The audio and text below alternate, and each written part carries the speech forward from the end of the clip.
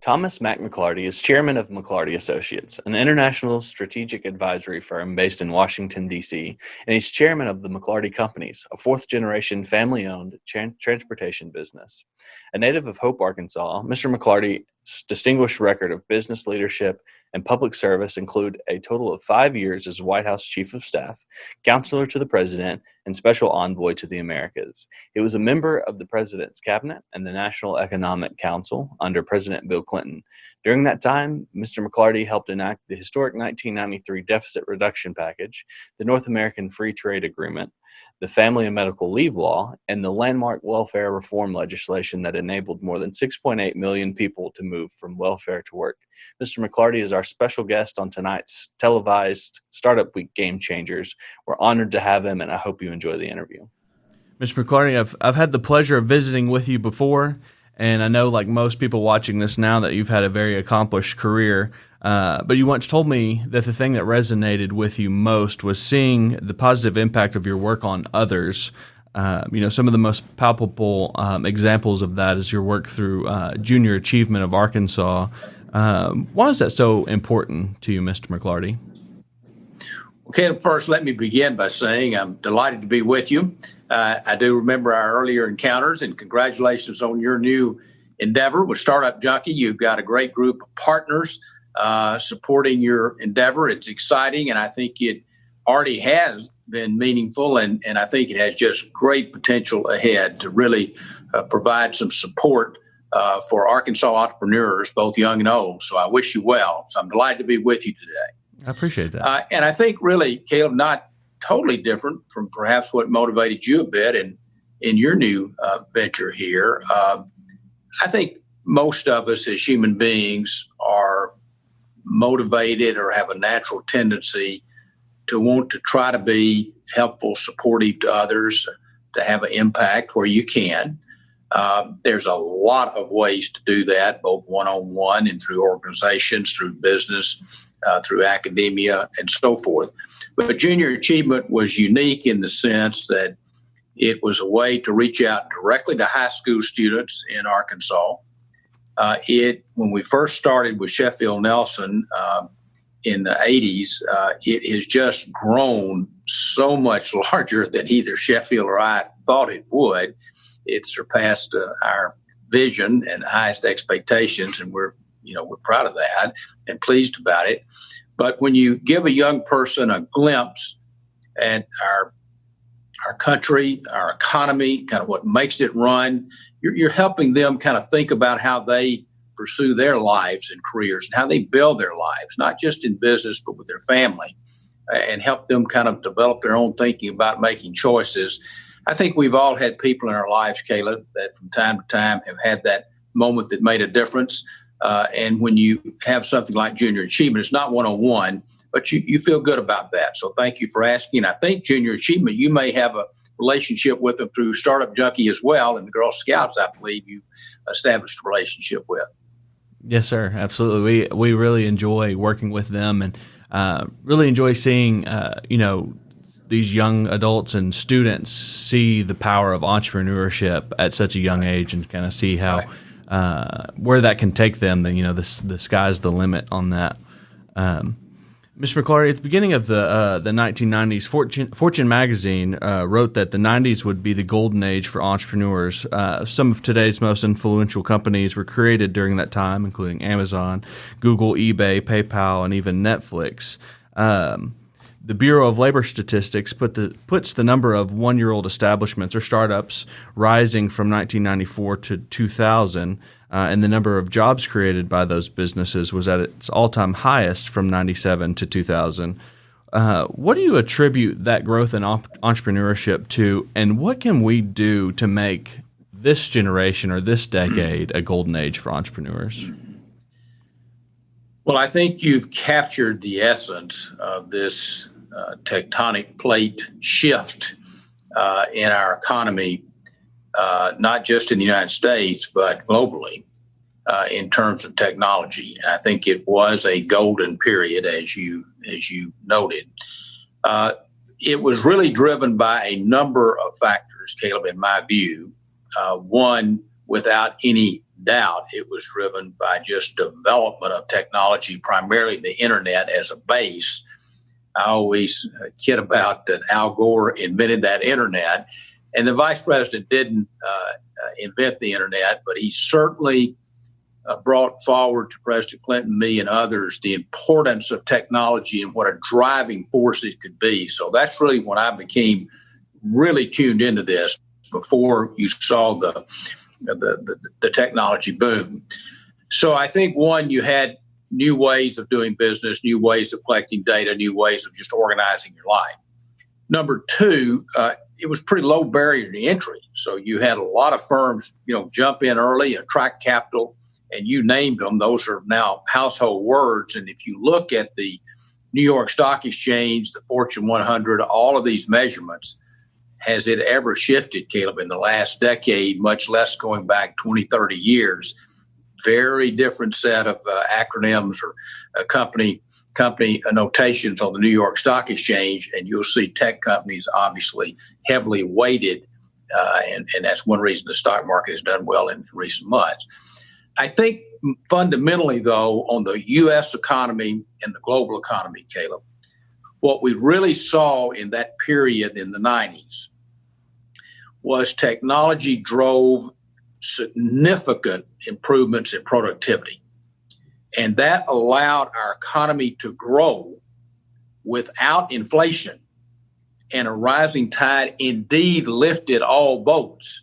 So you had rising incomes at individual levels from all sectors. You had rising performance by companies because they were more efficient and more profitable. And frankly, being part of the Clinton administration during that period, we would like to think we had some pretty responsible economic policies that supported job creation, but also we managed to reduce and then balance the federal budget and brought the deficit to zero and, in fact, achieved a surplus. I think that's quite important. And one of the biggest challenges facing a young company, especially entrepreneurs here in Arkansas, is access to capital. There's no shortage of good ideas or innovative startups, but there are fewer opportunities for funding, especially when compared to more urban areas or the coasts. How do we close that gap when it comes to access to capital for entrepreneurs? Caleb, a couple of observations responding to your very insightful, thoughtful question. Of course, you're living it every day in your startup junkie work and working with young entrepreneurs. I think a couple of points. I believe we're in the process of closing that gap. At least that's what I'd like to think. But the first basic point I would make, Caleb, as important as venture capital is, there's always the cart before the horse, the chicken and the egg, old cliches, but you remember them. I think for any young entrepreneur, the real essence is to develop a technology, a product, a customer base, and a company. Have something that's developed and that then can move to the next level, i.e. scale, with additional capital.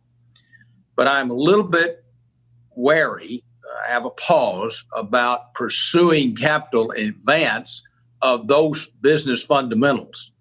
So I think I would start with that premise in responding to your question.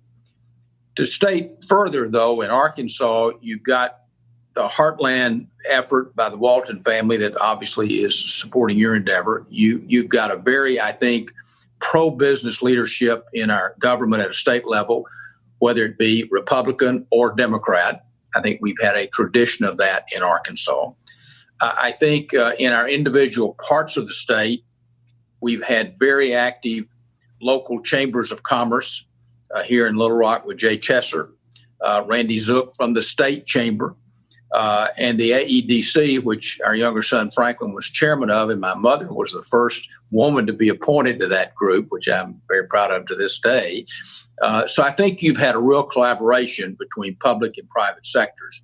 So all of that, to me, kind of fits under the rubric of what you see with J.D. Vance and Hillbilly Elegy. I think there's a recognition that the heartland, which would include Arkansas, needs a particular innovation emphasis on capital development for entrepreneurs.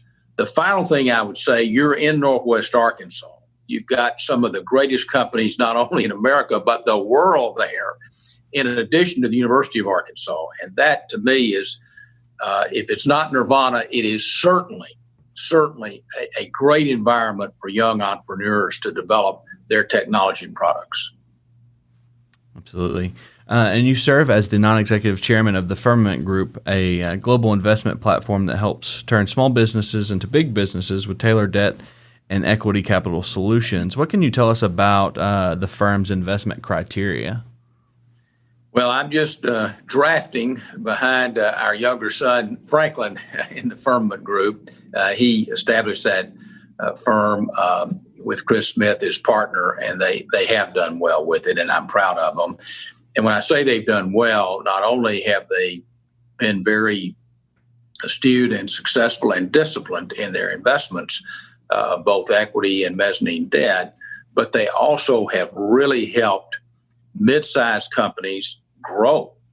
And many of those companies have been right here in Arkansas. And Franklin, with his background and his commitment to the state, as our older son Mark has as well, is committed to that. So the criteria, first of all, it is an SBIC fund, which means a matching fund.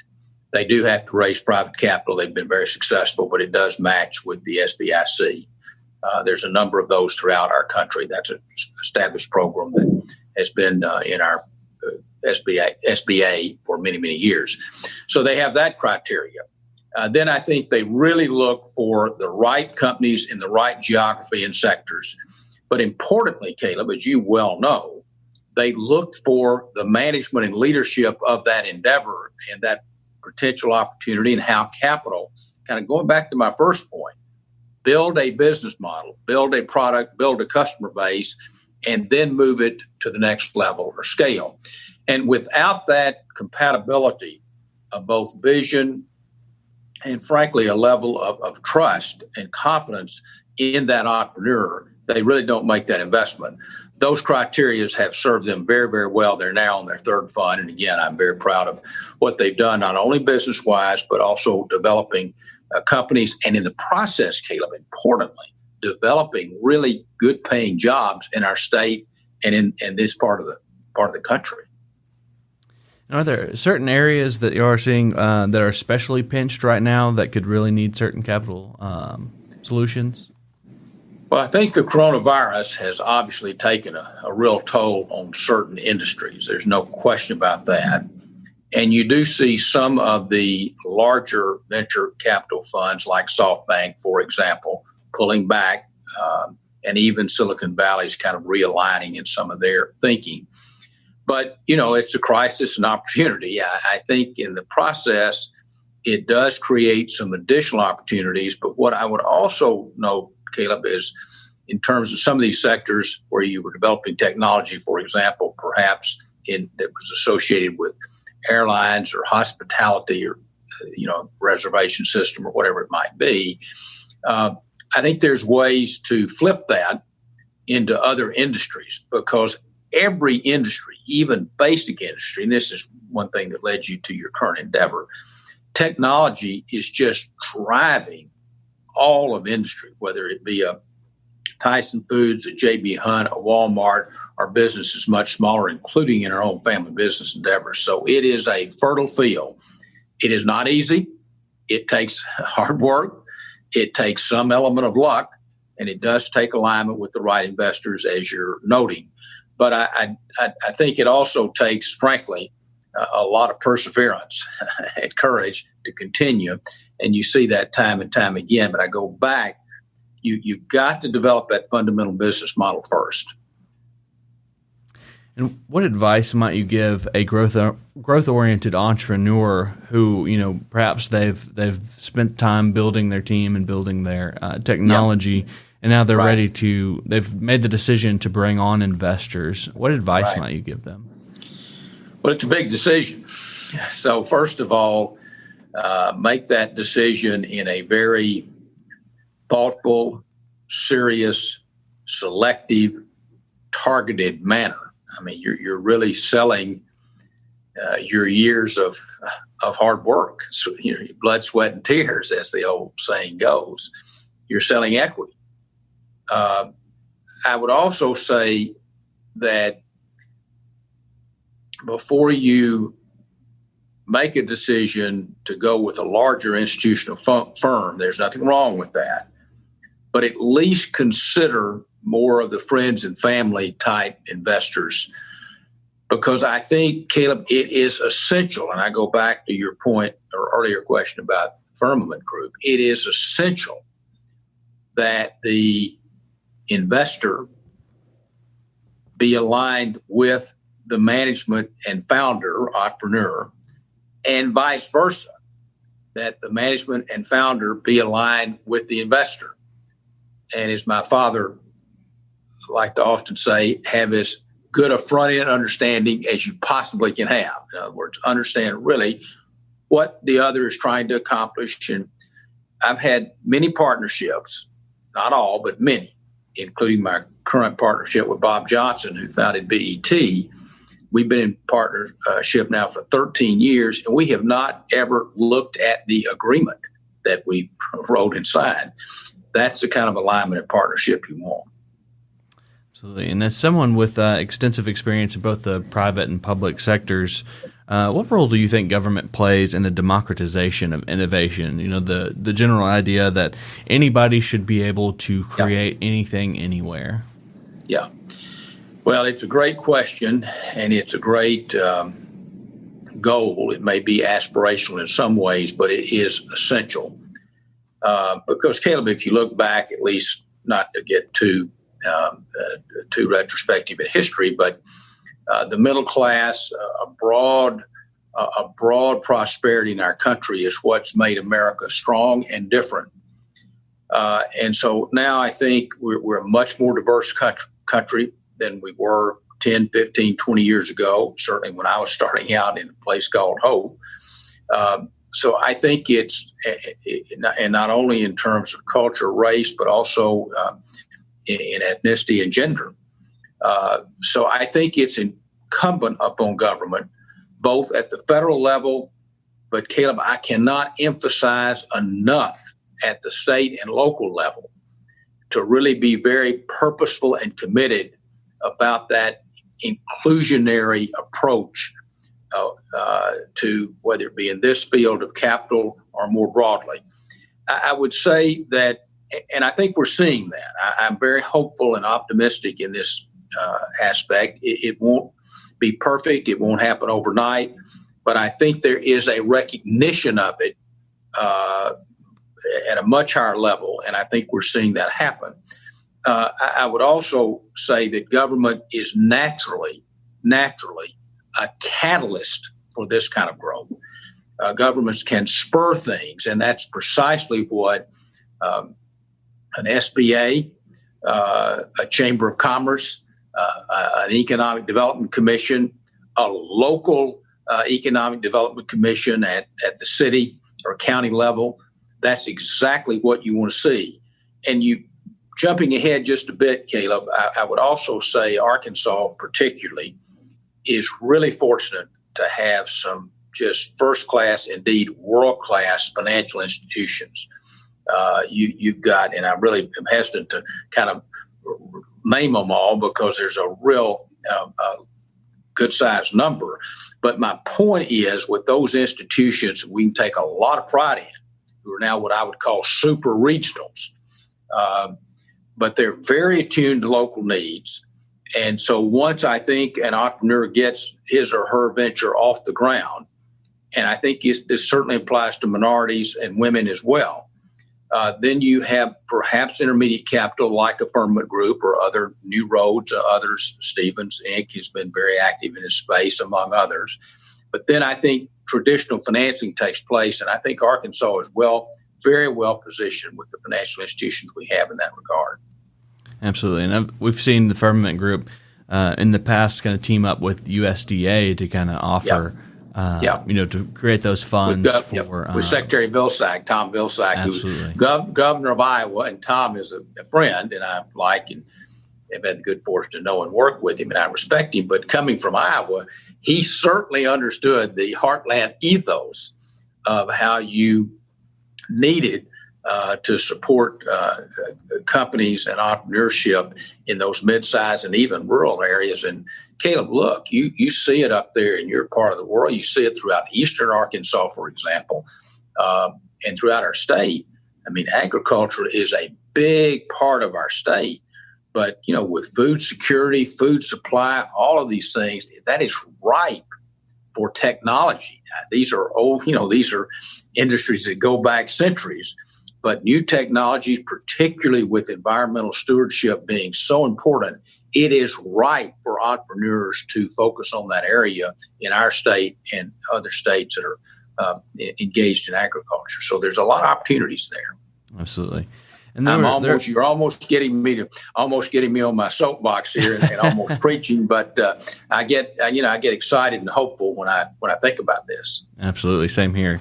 As someone who is from East Arkansas, absolutely.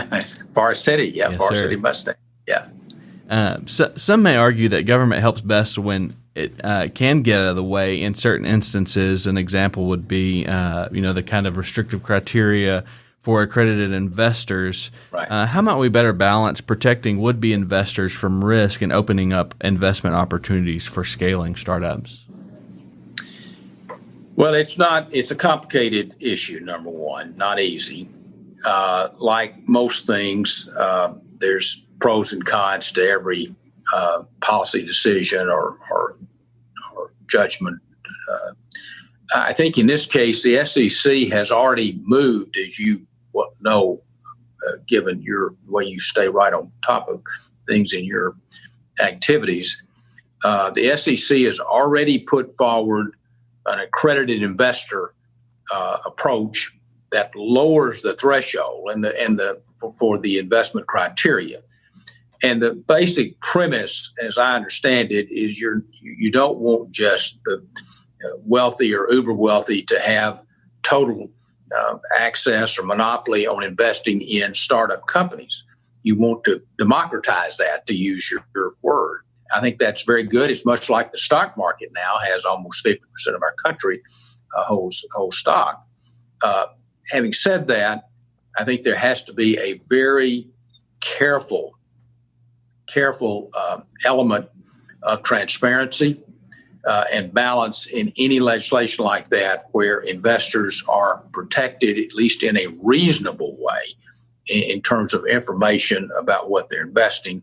And you would hope that investors would seek good financial advice and only put a portion of their savings or whatever in those investments. But I like the idea of broadening that.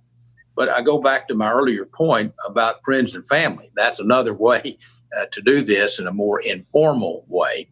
But I definitely think it should be broadened, to answer your question. And so I've picked your brain on a number of things, both entrepreneurial and political. So now I'm going to ask some questions about you, Mr. McLarty. Successful entrepreneurs and politicians know to surround themselves with smart and resourceful people. President Clinton obviously knew that when he hired you. You've accomplished a great deal in both public and private sectors. How have you gone about finding talented people to surround yourself with? Okay, first, thanks for your kind comments. And I would also say, first, it was a privilege to work with President Clinton, but even more fundamentally, to serve the American people in government. I'd had the opportunity to work with President George H.W. Bush, as well as President Carter at a much earlier age, but President George H.W. Bush when I was in the natural gas business. So that is a rare privilege, and I'm grateful for that. In terms of people that work with me and our family in our endeavors, they all kind of have a story to them. They're like a municipal bond. They all have a story behind them, because they're individual. You're making a deal. You're reaching an agreement. You're reaching a partnership, a relationship with one person, and you're fitting that in a manner to that person and that particular opportunity. In our case, I think we have looked number one, for compatibility, as well as experience and knowledge. I mean, those are kind of the basics of any decision on people. But you want to get people, not necessarily who always agree with you, but who you think are at least aligned with your thinking and philosophy. Integrity obviously comes into play. We have certainly taken the approach that you have to broaden that alignment in the financial returns of a business, i.e. stock or incentive, and where it fits, and possibly in most cases it has been, get investment participation from that partner and people. But I think, human nature being what it is, people are going to naturally want to work for someone they respect, that they trust, and they feel who will be fair and even-handed in giving them an opportunity to succeed. And that's really how we've tried to attract and maintain people. And we've been very lucky. I would say blessed. And we've had many, many long-standing partnerships that have just served both parties very, very well over the years. So those are the criteria. And some of the most successful people tend to have habits or work routines that kind of set them apart. And some people will, attribute some of their successes to their unique habits or routines. Do you have any unique habits that you think have helped you over the years? Well, Caleb, you're not suggesting I'm a person of kind of order and so forth. No, I think I do think each individual entrepreneur, business person, and that extends to other fields as well. Caleb, I think honestly has to be true to themselves. So you really have to be comfortable in your own skin and have a certain level of confidence and commitment about what you're doing, and a certain degree of passion for it. You have to like what you're doing. If you don't, if you're not finding meaning in what you're doing and some joy and sense of accomplishment, you probably should be thinking about maybe shifting that at some point and doing something else. In my case, I think pretty early on in high school, I did have an opportunity to have a mentor who was my high school student council sponsor and English teacher about setting priorities and setting certain goals or activities to achieve those priorities. And that leads to kind of hopefully having a vision, having a plan, and then having a work plan of execution and holding yourself and those involved with you in the endeavor accountable. So those are kind of the traits. They're pretty basic, but they've served me well over the years. And you've helped build one of Arkansas's best recognized legacy businesses, one started by your father in the auto industry. Aside from your dream of being the next Harry Carey, was there ever a time when you wanted to go out on your own and do something different? Well, you're showing your reporter journalist roots there, Caleb. In that question, you've done your homework, because you and I have had interviews before. You're right about Harry Carey. I did want to be a sports announcer when I was growing up in Hope, and it was a great joy to do that in my younger years.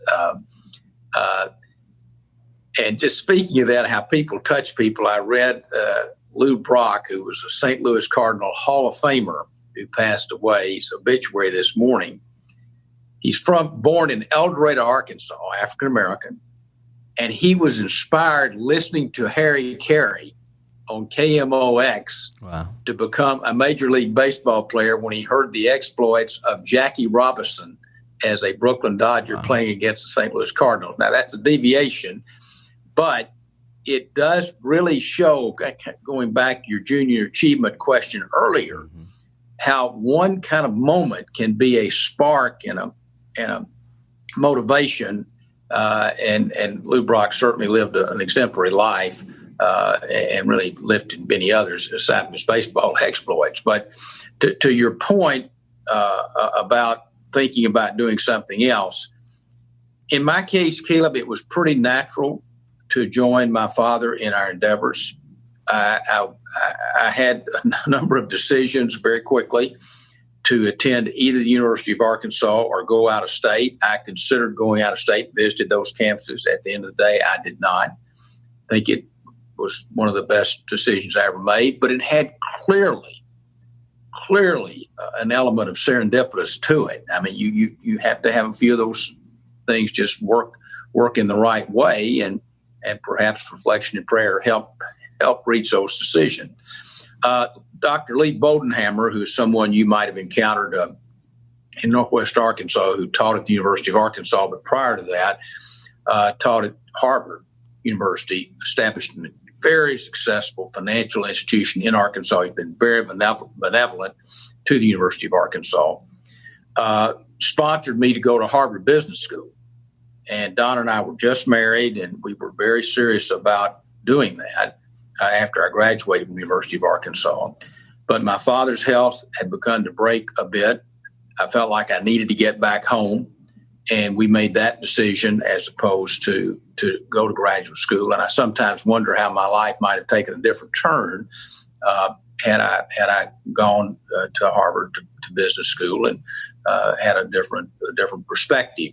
But as it turns out, I'm not sure I'd changed too much. I've had a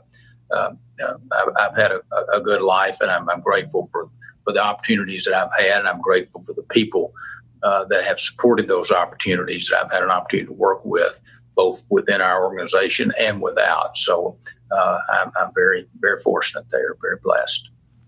And for many entrepreneurs, the end goal is a successful exit. But others want to pass on what they've built and kind of carry on the legacy. So for them, succession planning is very important. You having helped build a 100-year-old legacy business, family business, how did you approach succession planning? Well, we still are. We're kind of in the midst of that, and I'm certainly standing on the shoulders of my father and grandfather, but particularly my father. So I'm very mindful of that and very grateful for it. As you know, our two sons, Mark and Franklin, have their own endeavors, but they're associated with our family business endeavors and activities and heritage. I think in terms of succession and also exit, which you brought up, which plays right into a entrepreneurial and venture capital endeavor, I don't think those, Caleb, are mutually exclusive. And I say that because we have exited from businesses and then renewed and redeployed in either similar or different businesses. So I don't think there's necessarily any connotation, negative or positive, about exiting or not. In our case, we've had a continuum of a commitment to Arkansas and this part of the world, to our people, to offering people opportunities and building organizations and companies. And I think Mark and Franklin both share that deeply in terms of their gratitude toward the state, recognition of the heritage, both of our family, but much more broadly. Many others who have supported us over the years. They have both seen broad horizons in their own endeavors, in their education and work, particularly Mark, who's worked abroad in China and Mexico and Brazil, but Franklin's had a broad perspective as well. So I think they have kind of understood kind of having wings and roots, but their roots are very much in Arkansas, in this part of the country. So I think all that goes to succession and heritage and the values, and that's how we look at it. And there's, of course, a lot of other aspects to it in terms of, succession planning, estate planning, and so forth. But it really gets down to that core principle. Do you want to maintain that sense of continuity and that sense of heritage. And I certainly did. And I'm very, Donna, my wife and partner for 50 plus years, who's just been indispensable in all of my endeavors, graduated from the University of Arkansas. In fact, the Walton School of Business prior to it being named Walton School of Business, but same school at that particular time. We're very, very, very grateful for that. And those roots have a hold here in Northwest Arkansas. I know that you'll have a presence here as well. Great way to put it. We call these events, though they're televised and virtual now, game changers, kind of game changer conversations. And we like to ask our guests about game changing moments in their life and career. That moment where perhaps the preparation met opportunity. What was that moment for you, Mr. McLarty? Caleb, I've been asked that question a number of times over the years, and I don't have a precise answer, even to an accomplished journalist and now entrepreneur like you. I think I've had several of those moments. I mentioned about high school in Hope, Arkansas, where my student council sponsor kind of sparked a broader horizon by sponsoring me to the Hearst Senate Foundation effort in Washington when I was 17, very similar to Boys Nation. Certainly going back and working in our family business with my father, I can remember moments when I knew that was what I wanted to do. When I joined Arkla Gas, which was one of the few New York Stock Exchange companies in Arkansas at the time, having been on the board of directors, which was a great privilege for me, that was a moment where you broadened your horizon and you were in a different industry that was changing. Certainly getting the request from a friend of long standing to work with him as chief of staff after he was elected as governor of your home state, that's a life changer for sure. And as Senator Howard Baker tells the story, who was chief of staff to President Reagan, it's pretty difficult to, in my case, have a friend of long standing ask you to, and governor of your home state, sharing a political philosophy, to work with him and support him in his endeavor, not to view that as a call to service, and indeed a call to duty, and indeed it was. And then in the next passage, to continue building on some of those experiences, both internationally and in our family business endeavors. So there's been a number of moments. I know that doesn't quite hit the mark with your journalistic preciseness, but those have been the passages, and there have been moments when you knew that was the right passage at the right time. And Caleb, I would only say what that suggests to many people that you're working with. There's going to be renewal and change in all of these endeavors and all of these individuals, and they need to keep that before them. Although I think contemporary people starting out in business of this generation are much more adroit, much more nimble about that than perhaps my generation was.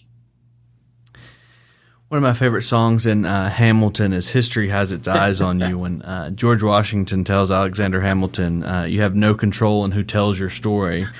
But for the sake of this conversation, right now, let's say that you do have a say. How do you want historians to judge your legacy, Mr. McLarty, and what do you want your legacy to be? Well, that's a pretty big question, Caleb. And you picked, of course, a great musical there to cite, and it has provided joy and memories for many of us, for sure. I don't focus too much on the legacy issue. I try to focus on the day and what's important before you. They asked Archie Manning that once, and great quarterback for the New Orleans Saints, having been an All-American, University of Mississippi, obviously Peyton and Eli's father.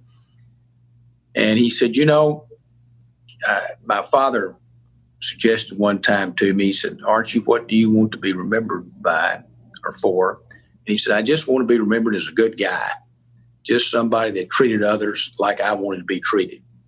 And that's basically a reframing of the golden rule, of course. So that's a pretty good legacy in and of itself. I think we all have feelings about our relationship with family, our endeavors, and so forth. But you really would like to be viewed as somebody who left things a little better than when you found them, and that someone who treated people with dignity, respect, and fairness, and lifted a few lives or helped a few people along the way. I think that's about the closest I can get to it this morning. Mr. McLarty, I don't think it'll be a problem at all for you to be remembered as a nice guy. I think that'll be easy. It's been a pleasure to visit with you, Mr. McLarty, and it's an honor to know you, and I greatly appreciate you for taking the time to field some questions and give some insight to our entrepreneurial community here in Northwest Arkansas. Caleb, thank you for asking me. The pleasure's been mine. Good luck on your endeavors. They're important. You're making a difference. I appreciate that. Thank you so much.